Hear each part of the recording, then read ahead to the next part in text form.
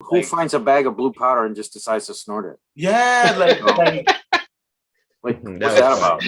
That's kind of funny. And somehow it affected I feel like that's her. me in college. Wow. What, finding a bag of blue powder and just holy crap.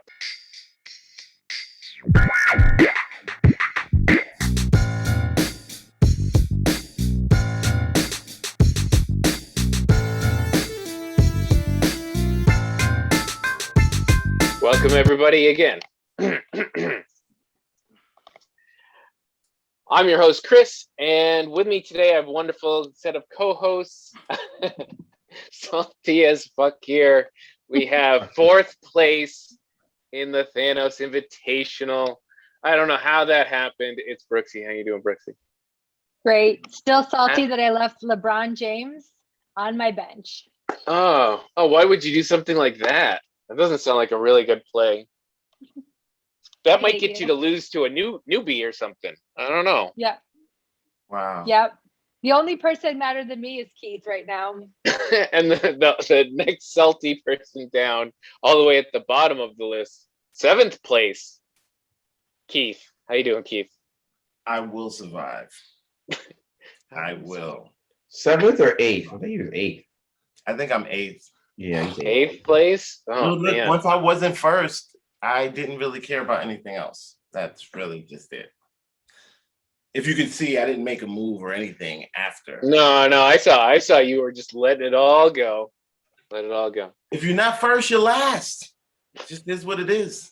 No, actually, I'm third, by the way. And of course, cleaning his basement this weekend because he also lost. It's Jimmy. Yeah, trust me, I already got the trash talk yesterday. You guys missed it. I would have recorded it, but She should have recorded it. She's tripping. I got some duties. But much like the New York Knickerbockers, this season was a rebuilding season for me. From the rebuilding. No, I wasn't supposed to be here. I wasn't supposed to be here. Unlike the And I did. And I made it this far. I defied expectations. So, like the New York Knickerbockers, this was a winning season for me. Winning season. I would definitely give you most improved. Yeah, I would And definitely. I also had the most improved player in my squad, Steph Curry, from last season to this season. That's because he was injured last season. He wasn't most most improved. Most He didn't improved. play. Most improved playing? from What do you not being mean? on the team to leading this league in scoring. That's an improvement. I guess. So another similarity with the New York Knickerbockers. All right. And watching from afar, not participating, it's Mike. How you doing, Mike? I'm all right. I didn't participate this year. I was busy getting first place in my fantasy badminton league. So yeah. I thought you were about to say cricket league. I definitely thought he was going to say cricket. Oh, I'm pretty sure there are some. Yeah, I'm sure. As I'm hearing, cricket is it's gaining popularity here in the U.S. though. It is. Well, we'll see. We can barely fill a soccer stadium. We'll see how far we get with cricket. Man, the world is coming in here. We're getting there. I was just a soccer match. Hey, when the women This country is getting more colorful and cultures and sports is coming with it. when the women's team was winning, the U.S. was all on board. Until we're winning, we don't care. That's why we love the World Series. Yeah, we win the big every dollars. I give you that. The big dollars aren't there yet, but there's a sea of Hispanic Americans and European background Americans, And it's only getting more. It's only going to get more. Well, soccer is also like the most popular youth sport in America. So it's not like my friend is telling me he's coaching like an organized youth league for cricket. Yeah. in Maryland. Wow. Maryland, that's far down. Yeah. I was surprised. Like he's like there's a professional organization. Like it's like mad stuff is growing. Like the jerseys look dope. Actually, to tell you the truth, I wouldn't mind. I rock a cricket jersey, but the Trinidad.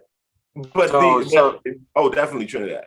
But But like it's literally, I was like, that it floored me. I was like, are you serious? He's like, yeah, like we traveled, like there's leagues of like 16, 17 youth teams. Like, oh wow, it's nice.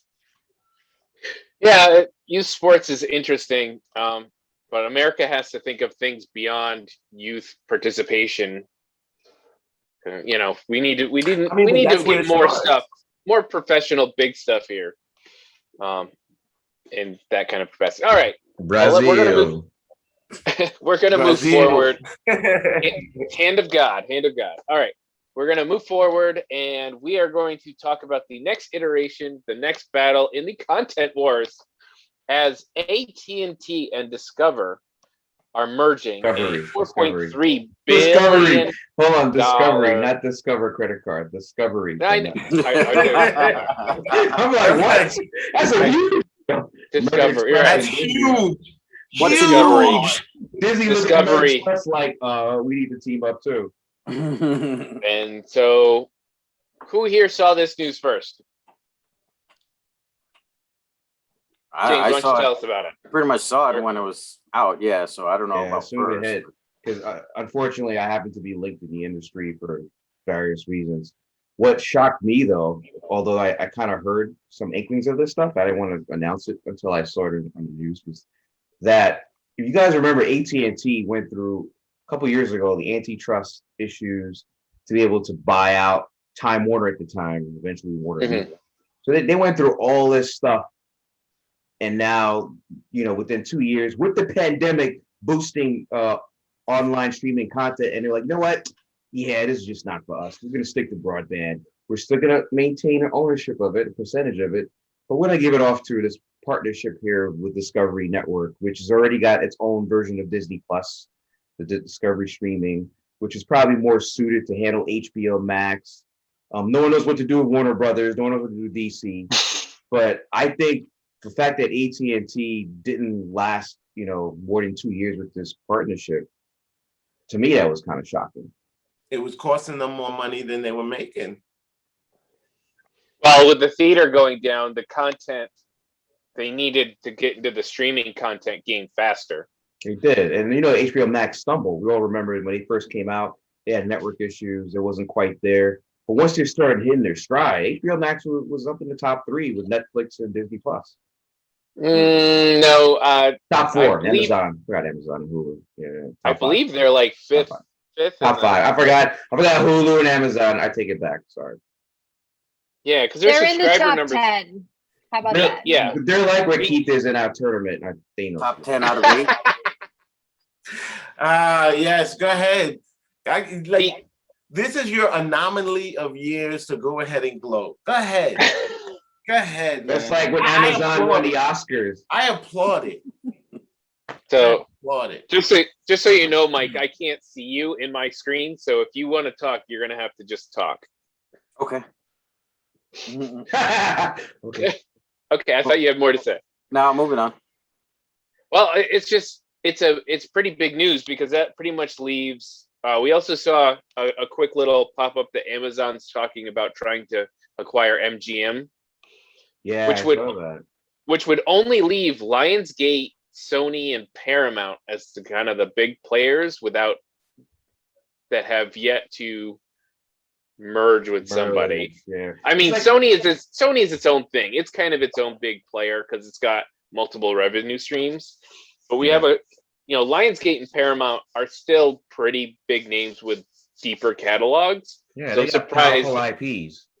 I'm surprised I have not seen people making plays, and maybe they are behind the scenes. And we're here's another thing, and you hear from me. Industry sources say Comcast and NBC Peacock. They might. That's what I can say. They're in the game. It's like the NBA. The NBA. There's like super teams forming and certain players. Don't sleep on NBC and Comcast. Well, they already own Universal, right? Yeah, but it's already in. Yeah. Note to self: don't tell James a secret. Make sure you edit that part out, Mike. Nope. He's on he's he's on a public streaming service, but you didn't hear it from me. Sources All right. say Nice. the Woj from ESPN told me. All right. So far the top. Okay, some of this has to be a foreign one. By subscribers, if my network wants to work, Netflix is still at the top. Yeah. So Netflix is got about 204 million subscribers. Wow. It's still the best quality. They Prime started Video. early. They started early, Wait. Pete. They were the first, but let me say this about Netflix. They have been in the red. I know their colors are red, no pun intended, since they started. Well, they have no other revenue streams. The only thing they can do They have is no make- ad sales. Right. Well, yeah, They're they have to. sub-based They have only. to, and they have to. They're trying to switch to their own internal content as opposed to licensing other content. So I don't Right. know. And they're also the most expensive. So I don't know how they're going to make that all work. But they have a lot of subscribers, so people will keep dumping money into it. Yeah, they don't own anything concrete other than the facilities that are putting out the content and the IP. Mhm. Unlike Sony and Disney and AT&T. But they're the ones making the big deals with all these content creators. Mhm. As we're going to be talking about the new Zack Snyder movie a couple of weeks from now, is his new zombie movie was funded by Netflix. So it's interesting to see they're going a different path of everybody else. But let's hear Prime Video, 150 million. China's Tencent Video, 120 million. QIY, I don't know who that is. And then Disney 95, and if we go all the way down, Do you have Discovery in your list? I'm curious what they're streaming. HBO Max is currently at 17 million. Doesn't sound right. They should be at about 50, I think. Last numbers I saw. So I've got an. I older think that's list. too high. There's not. That This is from March this year. catalog.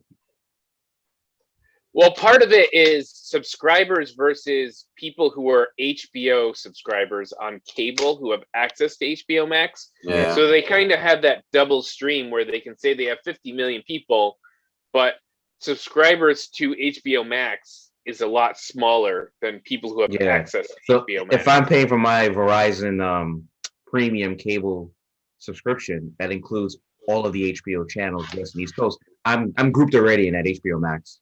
Right. So they're getting a lot of people who are in that as opposed to people who are going and seeking their service and purchasing it, Directly. which is a very different thing.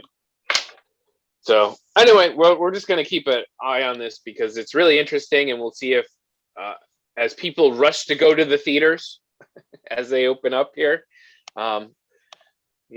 we've had The only thing I want before we leave this topic is I'm curious is because the news came out with Jason Keller, who's the head of Warner Media and part of the Warner Brothers and DC Films. He's negotiating his exit.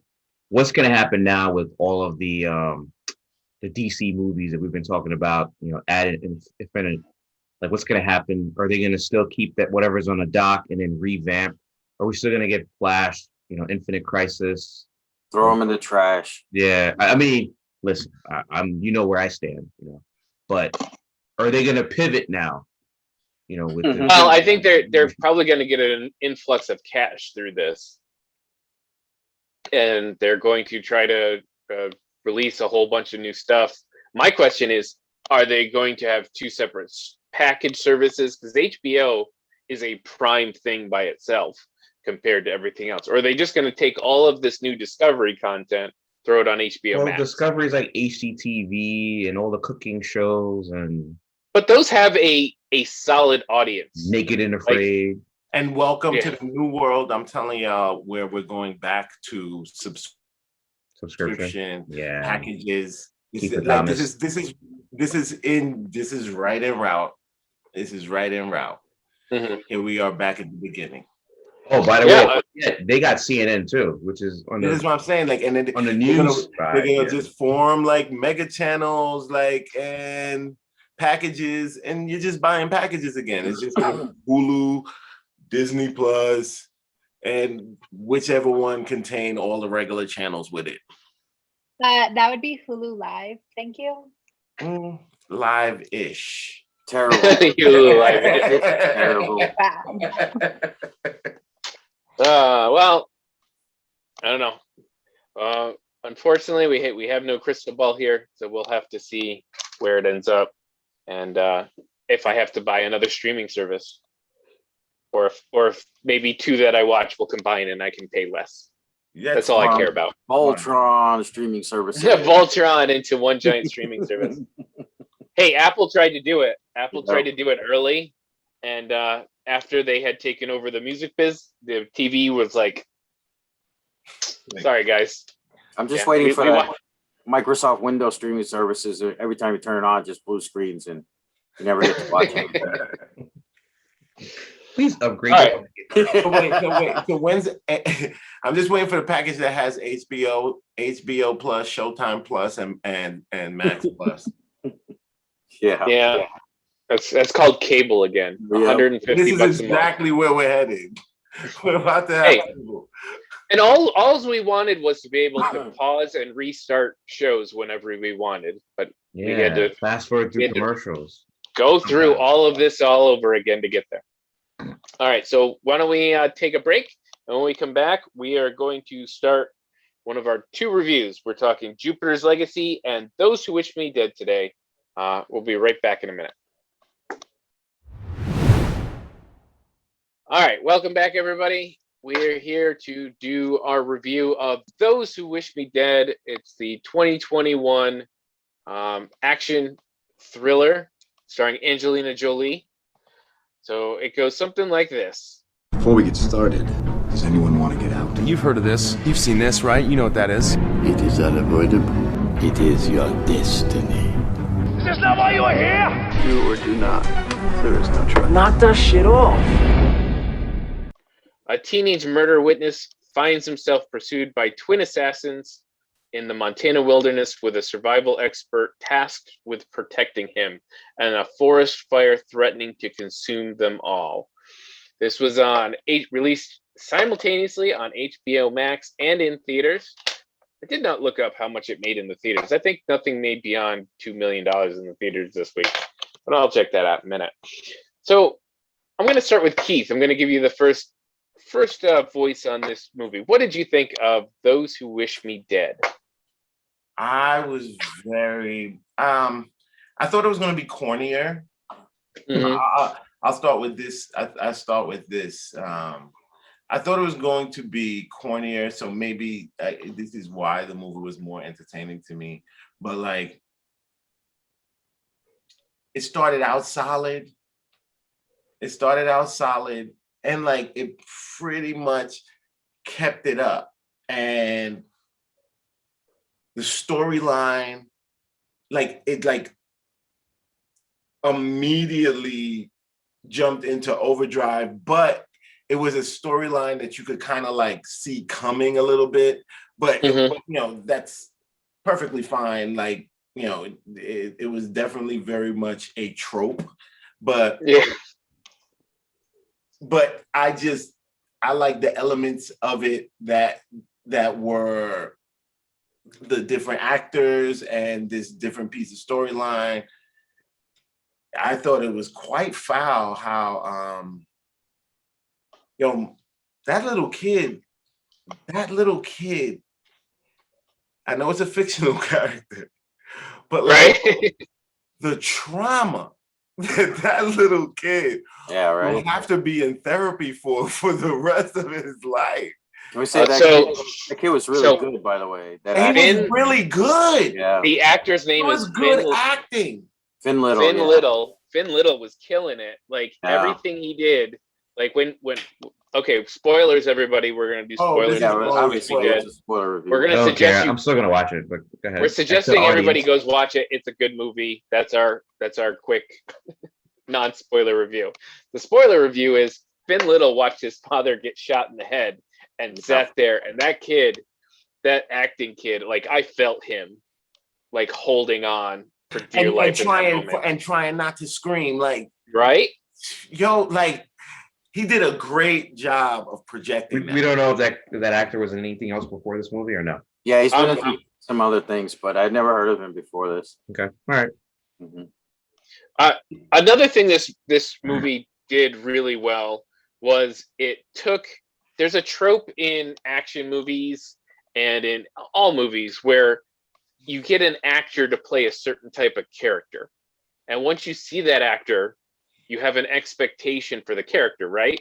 So when I saw John Bernthal show up as my guy, my gym partner, the sheriff, and he's got a pregnant wife, and he's the good guy, ex-boyfriend to Angelina Jolie. I was like, oh, well, there's our hero character, right? And they twisted that on you like that. Like, I was like, okay, he's gonna do that. No, he's not gonna do that. Oh no, he's not gonna do that. They never have him take over the way I would have expected him.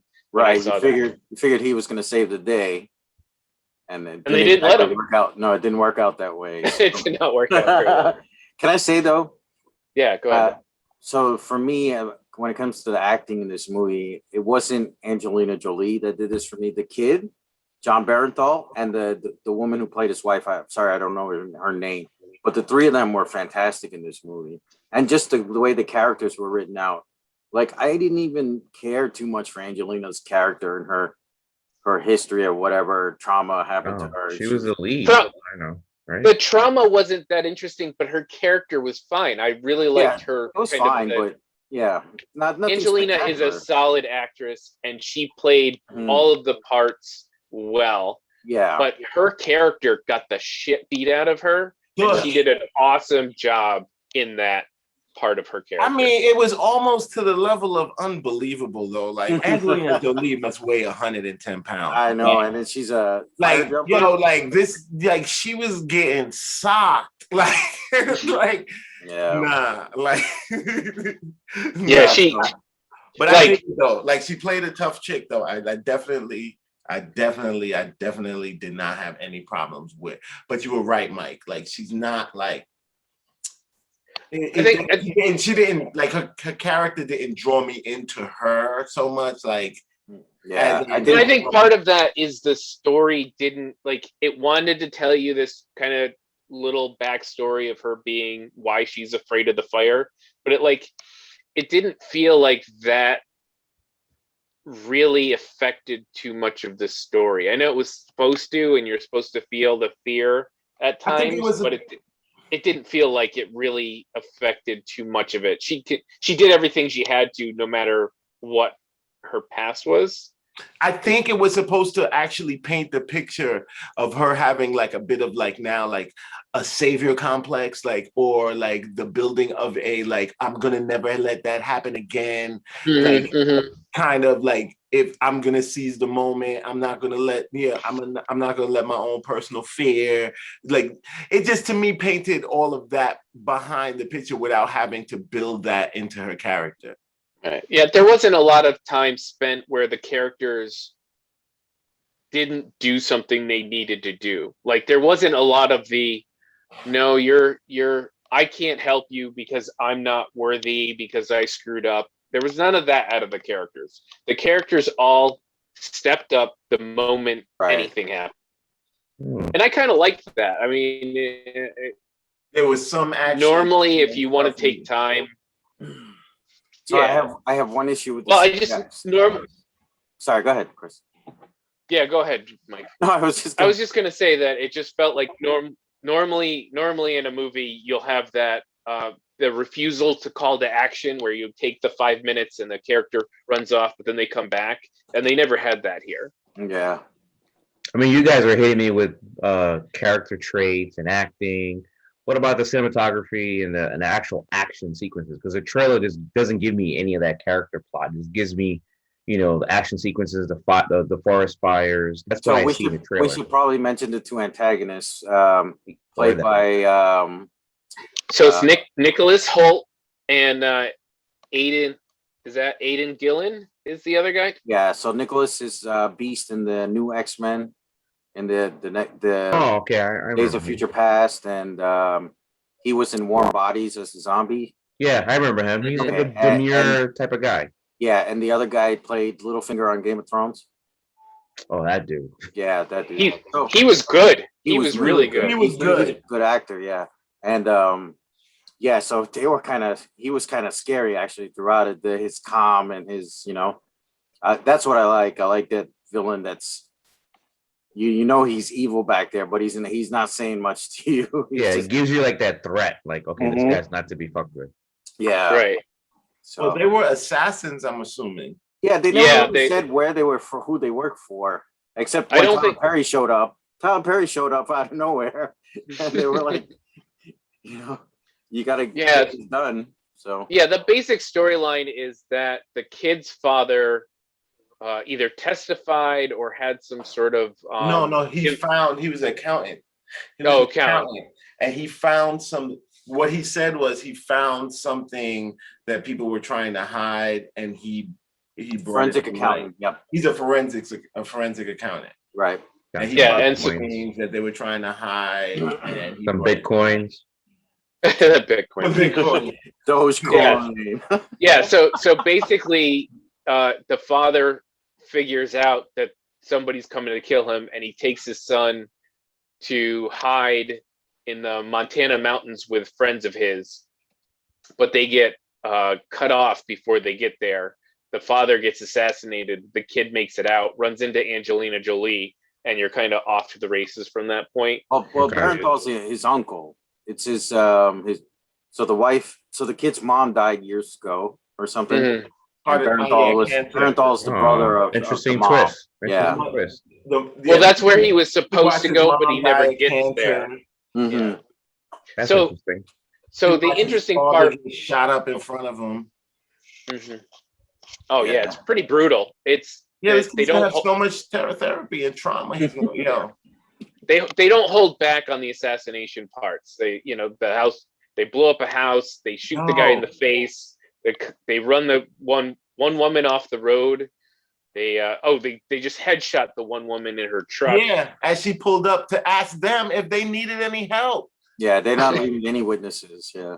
Nice. So I like that. That kind of movie.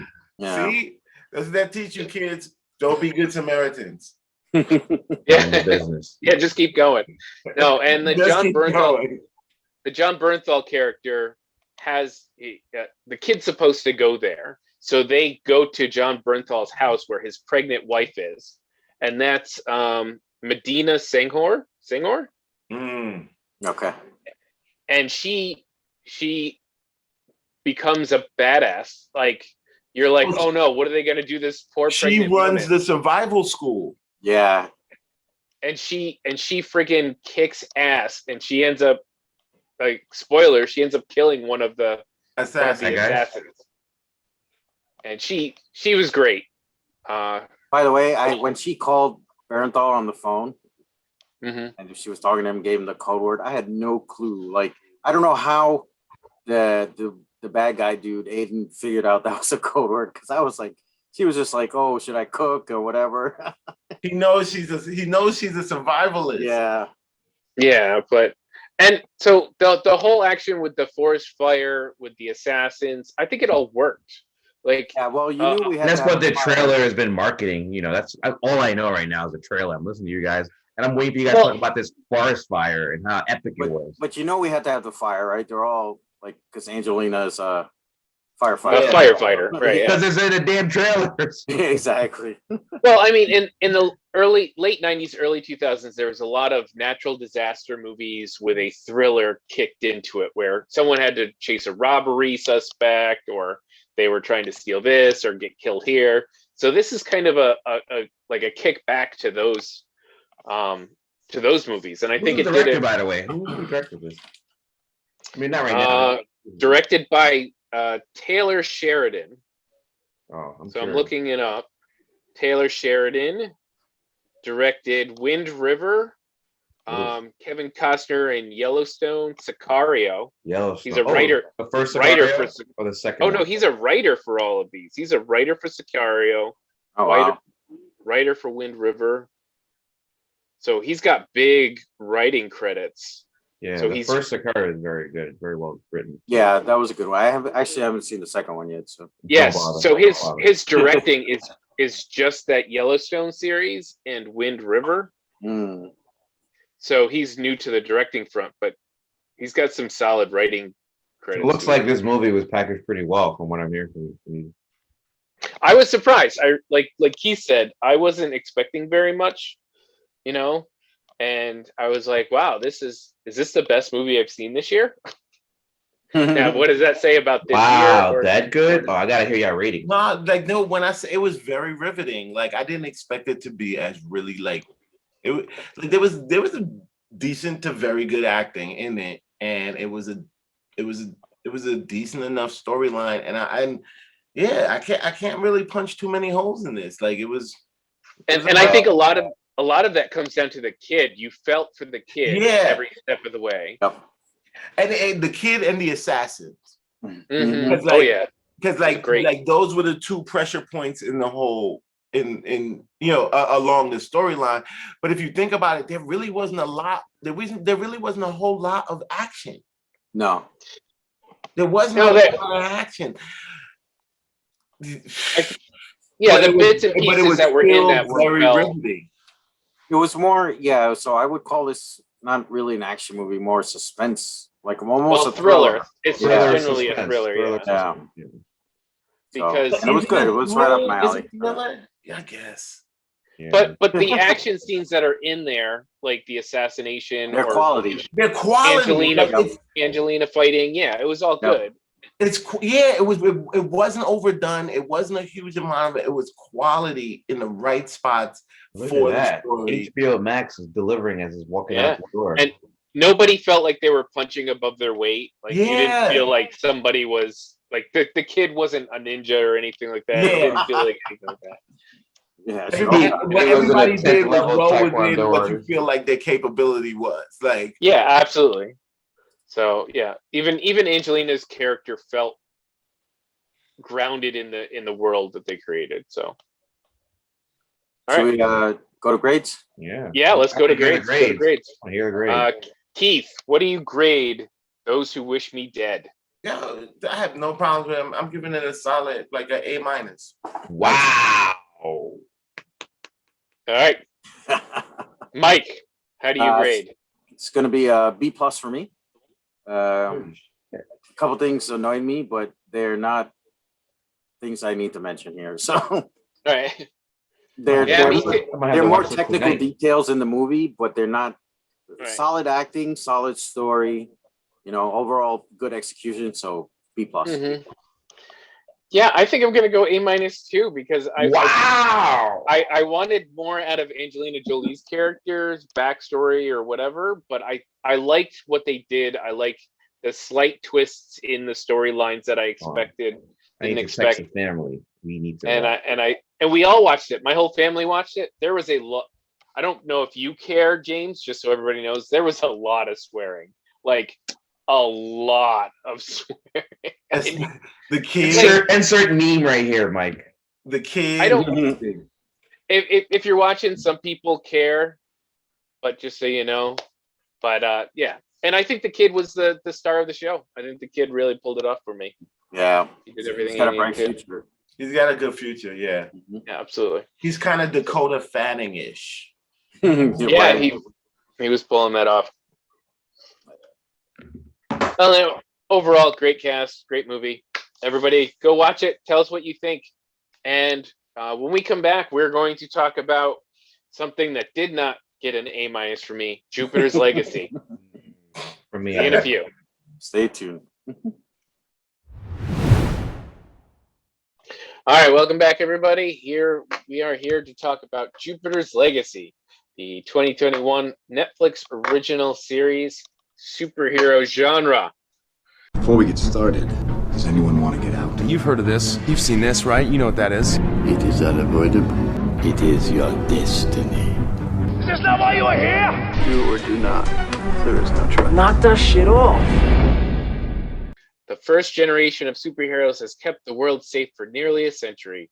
Now their children must live up to their legacy in an epic drama, quotes, that spans decades and navigates the dynamics of family, power, and loyalty. This stars Josh Duhamel, Ben Daniels, Leslie Bibb, and a whole host, a huge cast, actually, quite a bit of people. Huge cast. And so I guess where we'll start is, does this accurately tell you what this is about? Because it feels like it wanted to talk about the history and legacy of the parents to the kids and the old generation to the new. But I feel somewhere along the line in this series, it lost track of this idea. What do you guys think about this? Did it keep its storyline intact from episode 1 to episode 8, or do you think it wandered a bit? Chris, let me hop on first on this one since I was very Go for quiet it. in the last topic. This show reminded me a lot of a cross between the Watchmen, Lost TV show, and the CW DC universe. That's So- I thought the same thing. I was thinking Arrow and Lost. Yes. Yep. Myself, Eric, and Serena watched this all together from episode 1 to episode 8. So going into like your question about did it trying to keep the Jupiter's legacy consistent? I don't think it did. I think it the introduction of the show with the first episode laid the foundation of what you believe would have been like, all right, so this world already exists with these superheroes, but they're on their way out, and then you have the next generation to supplant them, and the dynamics between that. And then came the whole flashback on how the originals got their powers, and then daughter's side story, which I thought was going to just be a side story to develop her character, but became a major arc in the middle of the series. Yeah. We finally got to the end where it was no longer about the younger generation that were getting killed off like freaking Charlotte right now against Indiana. It was more about the originals again. Like it was about the original, actually, well, not about all of the originals, just 2 or 3 particular. Just about the family, like the family, core family. Correct, the core family. And I had never read the graphic novels. So I know this is based on the graphic novels as well. I went in there, cold into this stuff, just going on the Netflix show. And the show was aiming for the stars and the moons, and I think it fell on its face because it wasn't consistent. There were some episodes that I really enjoyed, some episodes that to me made no sense. And just to answer your question, that I don't think the Jupiter's legacy part of it was resolved at all. In the series so far. So I enjoyed this show for the most part, but what really lost me was the constant back and forth between the present day and the 20s. It was too much. They should have. What they should have done was just made one episode concentrating on the 20s. Like episode 3 should have been a flashback to the 20s and that whole story. You stop maybe halfway for that one episode, then come back in episode 6, and then you get them going through the island. Like not even the penultimate episode. Right, something like that. Yeah. Should have been like the one that says, all right, let's take you back and how they got their Yeah, power. his whole jumping almost- back and forth to his whole spirit journey was like it if got you so annoying, like, every blinked, you 5 didn't even know minutes. what was going on. Like, like, I went to go get some chips and I came back. I'm like, what is he talking about? Like, why is his hair so stupid? Why is he walking through the desert? Like, how did he get here? What's going on? Like, and now it's snowing. What? And it's snowing. I don't know. Wait, what's so going now on. the manifestation of his dad is good as opposed to him being a psycho. Yeah. No, but it just got annoying. Like every 5 minutes they were flashing back and forth. Like there wasn't enough of a scene, in one time period. And So, not I don't know. enough of the legacy, like Chris was saying about. And I'm going to agree with that, Mike, is that I didn't feel like, okay, so once we resolve and how they got their powers, it's going to explain some stuff for me about why he's A, so religious, or B, what this code is really about and why it matters so much to him, and C, but none of that really felt like it meshed with what the main story was supposed to be. Yeah. And as we continue, like outside of that whole annoyance is that the story diverged into all these webs that never culminated in something big. Like even the finale felt like it went, oh, well, by the way, we have to do something spectacular you're not expecting, even though it has nothing to do with any of the threads we've kind of built here. Why don't we? I'm going to talk about the main. We're full spoilers now, by the way, right? Yeah, full spoilers. Why don't we talk about the main hero, the Josh Duhamel character, him and his son, and this whole idea of the Superman and the Superboy, and the Superboy not doing what he wants. What did you think of that dynamic, and the characters and the actors? Do you think they pulled that off? Was that interesting? Was that the least interesting thing? What did you think? I can care less for Superboy. I mean, the actor was terrible. I mean, Serena said some things about him I'm not going to repeat on there, but it was just terrible. I did like Josh Duhamel's character. He was probably the most developed throughout the entire show. I mean, obviously they focused on him the most, but you know, they showed him in a flashback when he was like the scion of his dad's business right before the Great Depression, and the Great Depression hit, and you see how it affected him. And then the calling started, you know, like Lost, you know, the island. Yeah, the callings are affecting him. And then he's a superhero who's trying to keep the Union together and the code. I think his character is probably the most interesting as far as, you know, when he's on the screen, I want to see what exactly is he going to showcase me, whether it's acting or superpowers, whatnot. Is he going to cross the line of breaking his code? I mean, his character is probably the one I was most interested in watching the entire series. But to answer the question, Chris, I think the dynamic failed. The dynamic between him and his son, it felt like like they were just kind of going through the motions to the point where in the finale, I believe it was in the finale, when his son Brandon was like, "Yeah, Dad, you know, so and so was trying to ask us whether we still believe in the code, but you know what? I sounded like you, and because I finally believed it." I'm like, "What?" Like, I didn't see anything in there that there's no build up to that whatsoever. You went from A to B to C. You know, like nothing made sense with the relationship between the two. In fact, I think the small portions we got between him and his daughter was a much better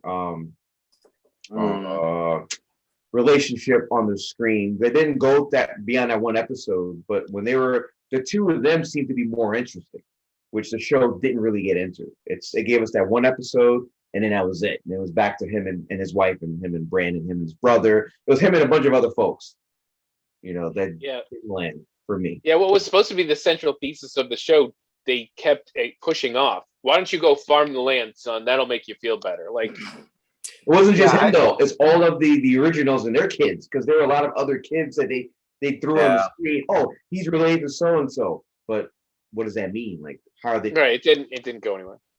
So, a couple things for me, real quick. I didn't buy the whole. So I understand the code thing, but I didn't buy the whole.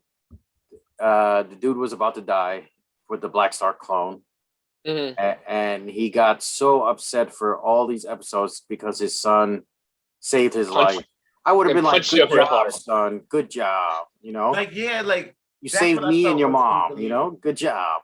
So I didn't buy that, and then, I could, as far as the kid, like, take it or leave it, whatever. It wasn't great for me. I did like the Duhamel character way better, and they could have written things a lot better for me overall, I think.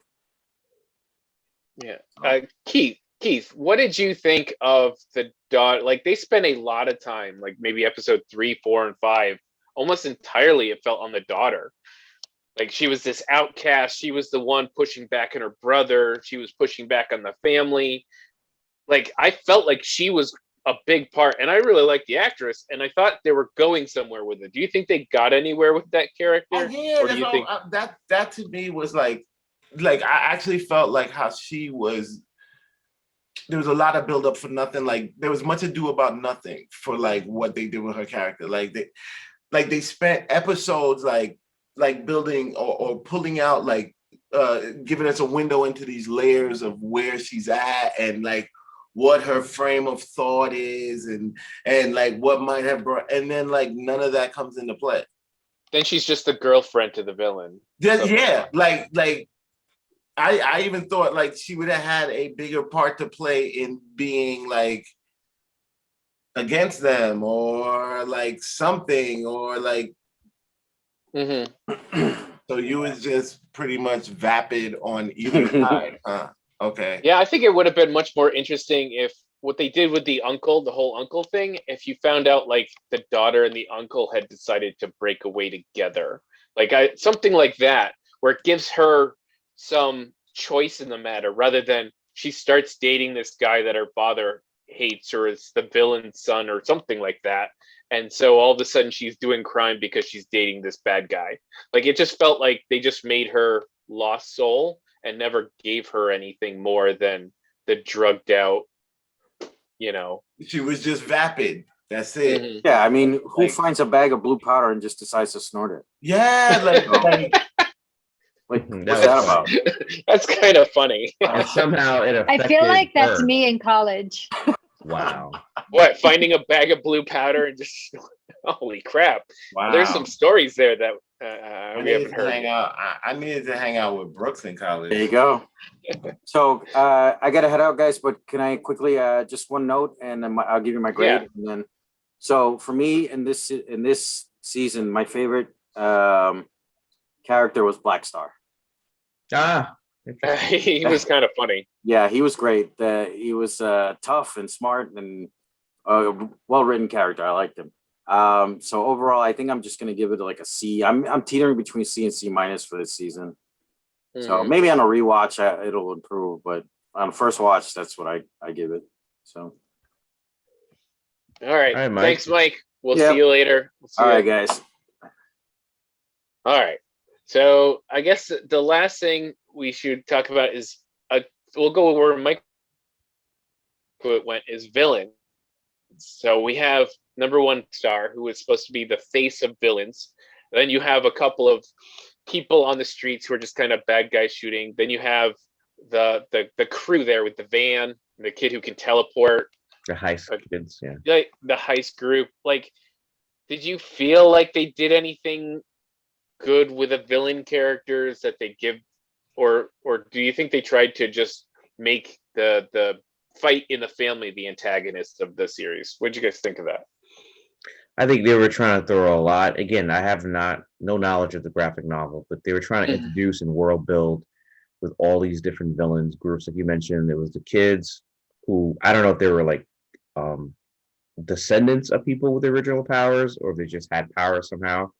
I have my own theories on that. That was not explained. Yeah, because I remember when the original 6 got their powers, everybody that was in that ship, when that wave of blast came, and you could see Right, yeah. when I don't know, but like that group to me was annoying. Then there was the let's just skip right through it. The main guy, Walt, the brother. When it was revealed that he was the mastermind behind everything, killed his own daughter to keep it a secret. But George, which we thought was going to be like the main antagonist, because they keep talking about how he betrayed the Union, and then there's that mental battle or astral projection, some Doctor Strange stuff. So you thought that he was actually the main villain, but then at the end you realize, no, this is all a creation of Walt. So if Walt's supposed to be the main baddie, that's a huge failure to me. I'm like, dude, like this guy doesn't pose any threat. He's just trying to put a wedge between Utopian and his son Brandon and create For what reason? Create chaos in the Union, but not the world at large. So he created the Black Star clone to make him like rethink the code. Like that's a threat to the world. That's just this guy trying to usurp his position in the Union, and that's a bullshit ass, agenda of his to be like the main baddie. When you got a whole bunch of superpowered people, you want a superpowered villain. Like I was more interested in that dude in the psychotherapy. That was So you know how Mike was saying his favorite guy was Black Star. To me, my favorite guy was the therapist who I thought was giving Josh Duhamel's character Utopian like psychotherapy, psychological. And he therapy. turns out to be like the freaking Harley Quinn or something like that. Exactly. that was interesting. Like, why can't somebody like that be the actual mastermind reveal at the end? Like, he had set up the whole thing because what's his name was coming to see him and giving him secrets, and he was using that and the machinations. To me, that would have been like a better plot twist at the end that we didn't see coming, as opposed to the brother who we know they had problems since their dad died and all blah blah blah. Right. Yeah. I hope the whole antagonist villains to me failed. All right. All right. Keith, what about you? No, Anything good on the villain front? I didn't watch the last maybe 2 episodes. Ooh. So my full villain arc may be incomplete. I feel like I wasn't impressed. Like He's trying to get it out. Say it. no, I feel like there was like it. I found myself like constantly trying to figure out what kind of show is this. Yes, I agree. It's like, what kind of show is this? And like, the villain thing kind of falls into that kind of category. Like, I feel like the idea of villains was there, but it wasn't really like, oh, some major villain that like really imposed fear and like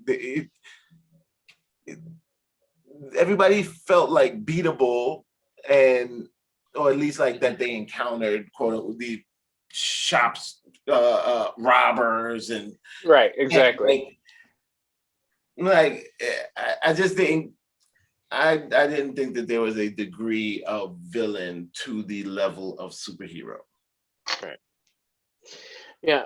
For me, I like Keith said, I don't know if the show knew what they wanted to do. At first, I thought first episode, okay, this is just a cheesy superhero show with bad fighting, whatever. Then as it went on, I'm like, oh, this is a show with a message. It wants to talk about the old way versus the new way, the young versus the old. There's no real villain. The villain's really in jail. The villain is the antagonism between these groups, between the lost daughter and her father, whatever. And then it veered hard towards, no, we want to show you the past and how these people got their powers, and now we're gonna do twists and turns with the heroes or the villains. But it didn't, like, it failed to tell its message, but it failed to be like a good setup for a standard superhero punch him out bit. Like, it didn't go either way strong enough. And so I think it kind of, where I really liked it, it kind of lost that at the very end. And also the idea that, okay, these guys got their powers because they were united at the very last second before they were given their powers. And like, you got to let it go. You forget they went through the trials and tribulations and proved worthy. Forget that right, part. they were proved right. Where no one else before them proved worthy, all the Vikings and the and they had to like touch the wall, but it didn't together, work because teamwork. It was, I don't know. It felt like it could have said something, but then there was this weird thing with his father constantly talking about, America and capitalism. Yeah. And that was a little bit weird. Like, very fascist.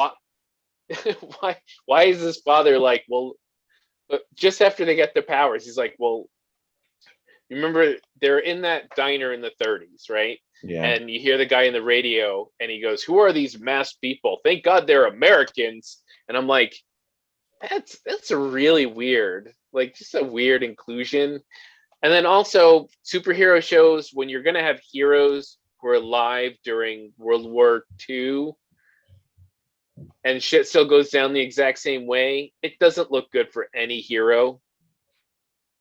Yeah, Like, that was another conversation I had with Serena. And we also talked about the fact that the one black character didn't really go through any sort of racism for that time period. And listen, I don't need you to force feed me, historical around this, whatever. But he seemed like too nonchalant to be hanging out. Well, Yeah, they had that one thing they said where they couldn't get a job. Like that was the whole Yeah, that one speech. right. Oh, you know how to read? Yeah, my grandmother taught me how to read. I'm like, okay, this is where we get our history lesson. But the whole group was weird. Like the randomly pick up some guy off the ocean, and the his wife is actually a reporter. Like at least she got a little bit of time, but then it's like Yeah, he dumped his wife for the Grace. For the reporter. it was the whole set. She was like, "Did you see me in your vision?" He Up goes, of the- "No, I didn't. I guess know. we're done." Yeah. So that the whole setup of the crew was not great. Like one or the other. Like take your pick. All right, why don't we just do grades before we tear it apart anymore? Keith, what was your grade for Jupiter's Legacy season 1? Being that I haven't finished it, the grade that I have to the point where I am, I'd give it in the C plus range. Yeah. Okay, that works.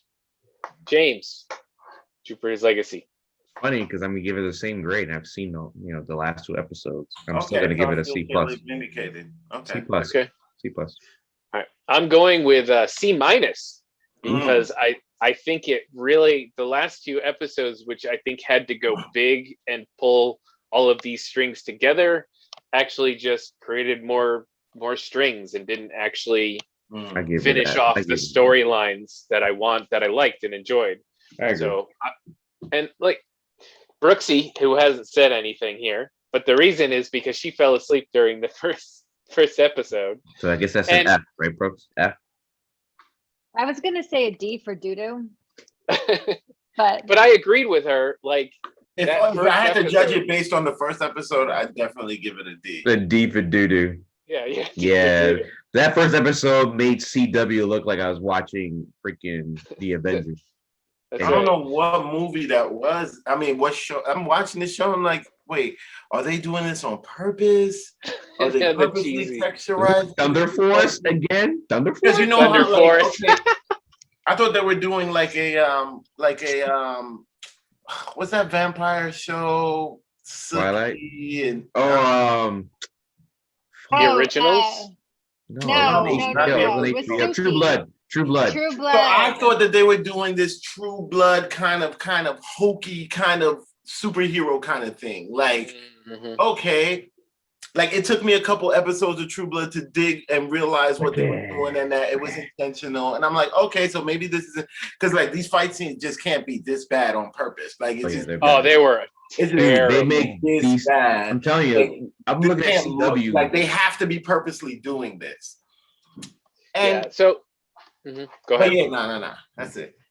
I was just gonna say episode 2 through 6, when like almost nobody was in costume, nobody was doing superhero fighting or battles. Everybody was just doing their thing or fighting with their family or going out and doing drugs or those kind of things were more interesting. And I'm like, okay, this has something it's gonna do, and it didn't. So. Yeah, what are you gonna do? So episode 2 through 6, watch those. Those were good. Yeah, don't waste your time. Make up your own ending. I mean, watch 7 and 8 for closure. It's watchable. It's watchable. It is. I'm giving a lot of heart. We don't know how much this diverges or doesn't diverge with the graphic novel. Maybe this is exactly what was in the comic book. That was a horrible graphic. Then that would have been bad.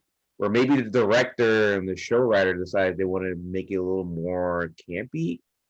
But after Invincible, like a comic adaptation, which its storyline is sharp and tight, and the characters are doing what they're supposed to do. Yes. Like I'm like, this can be done, and they actually have good actors. It's not like I'm saying these actors were falling apart on their scenes. For the most part, they're all handling their scenes well. I just don't think the storyline. They did a good job keeping an eye on the prize. They definitely did not do that. I hear you. All right, guys. Well, that's going to be us for tonight. Why don't you catch us on Twitter, on Instagram, or on Facebook? Give us a holler. TikTok. TikTok. Also, like and subscribe you're finding this for the first time on your YouTube feed and algorithm, leave us a comment. Give us five stars, please. 4 stars works. Whatever. Audio, on, podcast, on podcast iTunes, one, podcast, Any Apple stars? iTunes, Spotify. YouTube, and comment on anything we post, please. And you guys see Clap, please. Comment if you want us to see something that you've watched. But You guys we see haven't those talked about. Knicks, right? Yeah, comment on the Knicks. Comment on that. I'm looking. Comment for on that. Comment. Something worthwhile. Don't comment on the Lakers because, yeah. I feel Yeah, like it's- James is going to become a Knicks fan soon. What? Stop. Well, No, he's I'm not like a De Blasio wearing Nets freaking gear. he's on the Golden State bandwagon Blasio right is now. on Maybe. my list. You From kind the of Golden are though, State fan. James. I'm a You Lakers kind of fan. are like De Blasio. I'm a Lakers fan at the Lakers moment. fan of the day. It's James. Yo, we All got right, a playing game tomorrow. Let's go. all right, everybody. If y'all lose that playing game, Oh, I'm gonna FanDuel this game. He's really trying to make them lose. All right, James. everybody have a good night.